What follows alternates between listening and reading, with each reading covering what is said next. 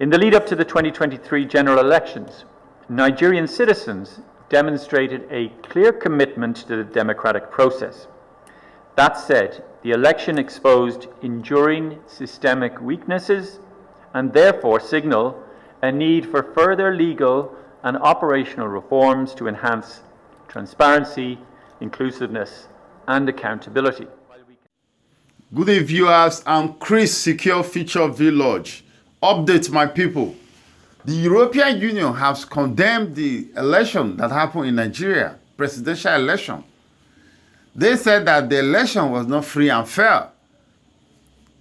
And we all know that Peter Obi said he won the election and is going to prove to Nigeria. This is what the European Union have said. I'm going to play the video analysis for you to listen and hear from the horse's mouth.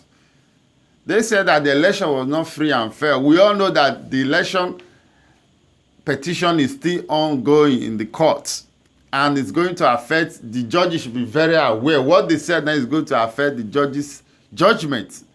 So they should be free and be neutral, not to support the ruling party, because the whole world is watching.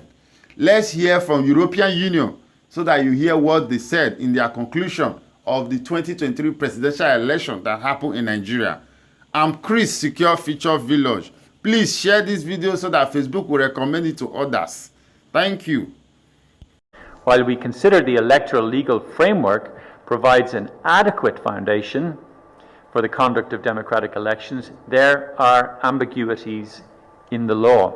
For example, the Electoral Act 2022, which had its first test in a general election in 2023, and other legal instruments evidenced gaps in terms of transparency, accountability, and inclusivity, and left room for uncertain implementation. For that reason, we recommend, and this is our first priority recommendation, to protect the interests of voters through certainty of law for all stages and aspects of electoral processes by eliminating from electoral law and regulations errors and ambiguities to avoid potential for confusing interpretations and ensuring the revision processes are inclusive. A positive aspect of the voter registration process was active youth engagement, with 2/3 of the 9.5 million new registrants being young people.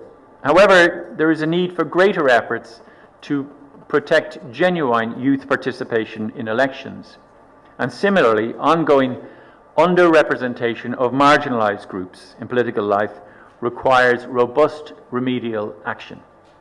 Overall, the collection of permanent voter cards was adversely affected by poor institutional planning and a lack of transparency. To ensure the accuracy and inclusiveness of the voter register, an external independent audit would be beneficial.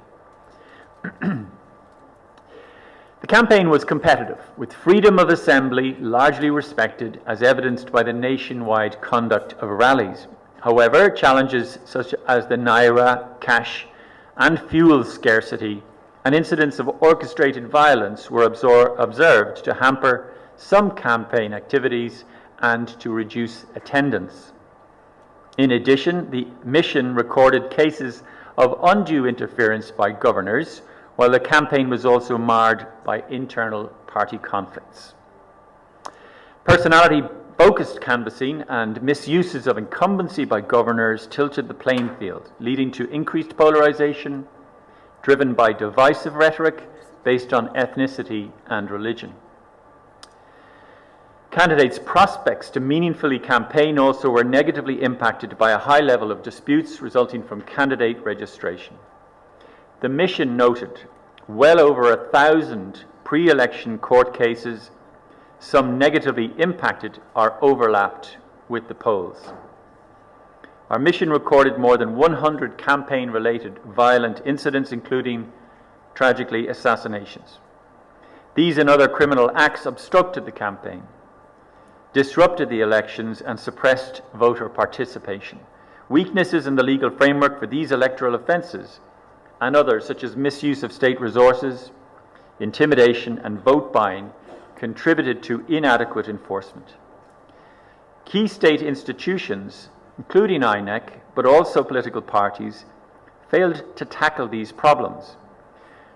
Coming to our second priority recommendation, we consider there is a pressing need to address impunity for electoral offences through robust, well-defined and effective interagency coordination governed by clear rules on non-partisanship, optimization of resources, delivery of effective investigation and sanctioning, and provision of regular public consolidated information on outcomes.